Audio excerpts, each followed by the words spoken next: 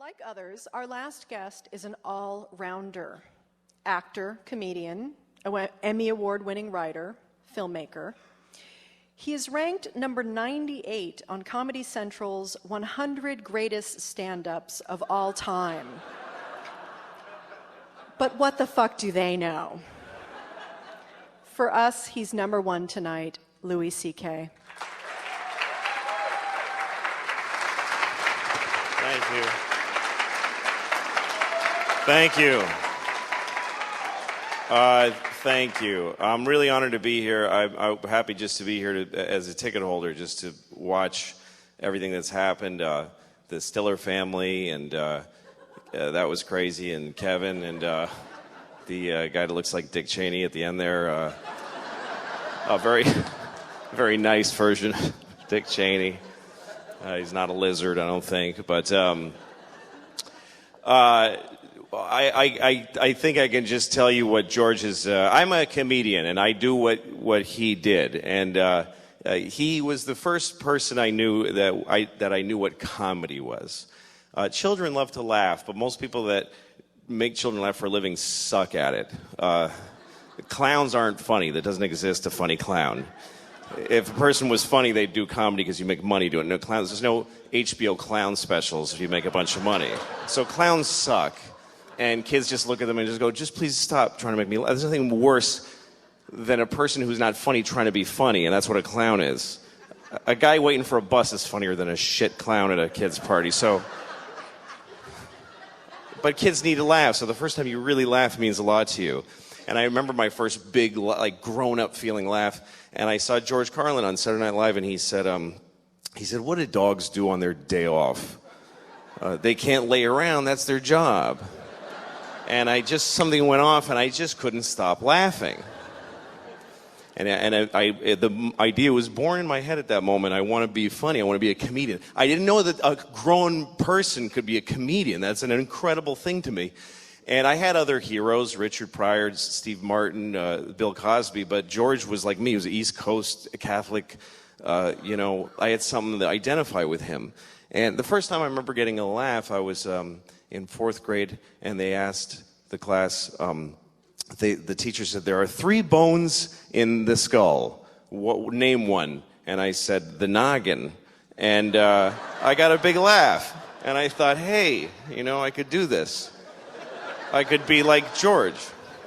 So I started doing, right out of high school, started doing stand-up. Didn't go to college, didn't pursue anything else professionally, really.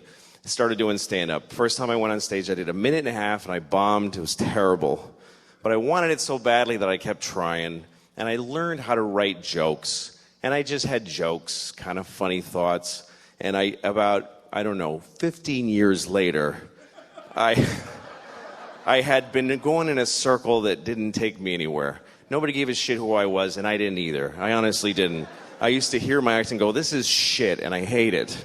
But I've been doing this for 15 years, and stopping now is like getting out of prison. Like, what do you do after 15 years of stand-up comedy? How do you re-enter the workforce? So I was in a really bad place. I hated my act. I've been doing the same hour of comedy for 15 years, and it was shit, I promise you. And I was working places like Chinese restaurants, and I'd do a show in a Chinese restaurant where they don't even know there's a show going to happen. They're there to eat, and all of a sudden you'd go, hey, everybody, and people are like, I'm eating. I don't want to be forced to sit in this. So I was doing a Chinese restaurant called the Kowloon in Boston, in Saugus, Massachusetts, and I was sitting in my car after the show just feeling like, this was all a big mistake. I'm not good enough. And I felt like my jokes were a trap. And I listened to a CD of George talking about comedy and the workshopping it and talking about it seriously. And the thing that blew me away about this fellow was that he just kept putting out specials. Every year there'd be a new George Carlin special, a new George Carlin album. They just kept coming, and each one was deeper than the next. And I just thought, how can he do that? And it made me literally cry that I could never do that. I was telling the same jokes for 15 years. So I'm listening, and they ask him, how do you do all this material? And I'm like, and And I hear him, and he says, well, I just decided every year I'd be working on that year's special. And I'd do the special, and then I'd just chuck out the material. And I'd start again with nothing. And I thought, that's crazy. How do you throw away? It took me 15 years to build this shitty hour. If I throw it away, I got nothing. But he gave me the courage to try, and also I was desperate. What the fuck else was I going to do? This idea that you throw everything away and you start over again. And I thought, well, okay, when you're done telling jokes about airplanes and dogs, and you throw those away, what do you got left? You can only dig deeper. Start talking about your feelings and who you are. And then you do those jokes and they're gone. You got to dig deeper. So then you start thinking about your fears and your nightmares and doing jokes about that. And then they're gone. And then you start going into just weird shit. Yeah, eventually you get to your balls. But there's a whole...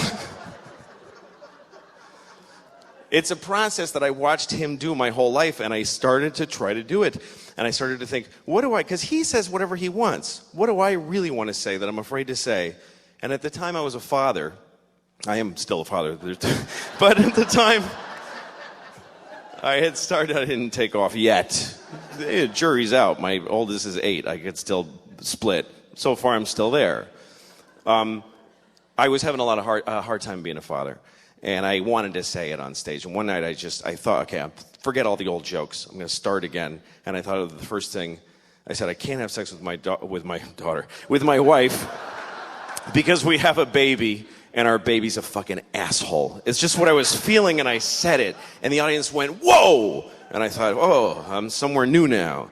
And I said something like, I never used to get babies in the garbage, but now I understand it. And they did that. And I thought, I'd rather have that than the shit tepid laughter for my 15-year-old jokes. So I started going down this road. And he was always the beacon for me, always, this guy. He always gave me the courage. He says, the line that Kevin quoted, where he said people at abortion rallies are usually anti-abortion rallies, that people wouldn't want to fuck in the first place. He opened a special with that at Carnegie Hall. He comes out on stage. You have to watch it, and he doesn't milk the crowd for applause. They're applauding, and he goes, they're all going, George, and he goes, yeah. I got to get this out. You ever notice the people anti-abortion rallies are people who want to fuck in the first place?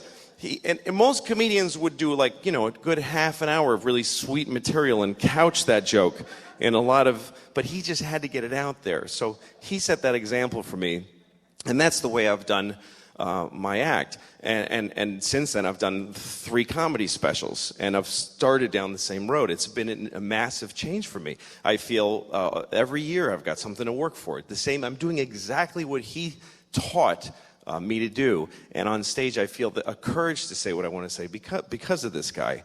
And anyway, a few years ago, I was about to tape my second stand-up special, and he was taping the same night in LA. He taped his last special on the same night that I taped one, and I remember feeling like, this is amazing that I do what this great man does, and that we do it in the same way. And he died, and he kicked me in the balls when he died. It really hurt. And then I remember that, and I don't want to be doing this, I'm sorry, but later I was at it doesn't matter, and my phone rang, and it was his daughter, it was Kelly.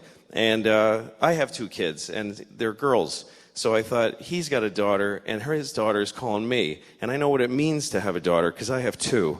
And she's calling me and asking me to come and say something about what he meant to me. So that was a big moment for me. I'm very proud to do what George did. I know I was supposed to close funny, but I'm not good at doing stuff that isn't my act, so I'm sorry. But he was a great man, and anything that ever happens to me that's good is due to this guy. And I can tell you, because I do what he did, that it was really hard to say the shit that he did, and that it took a lot of courage. It was difficult. So thanks for coming and honoring him, and thanks for having me.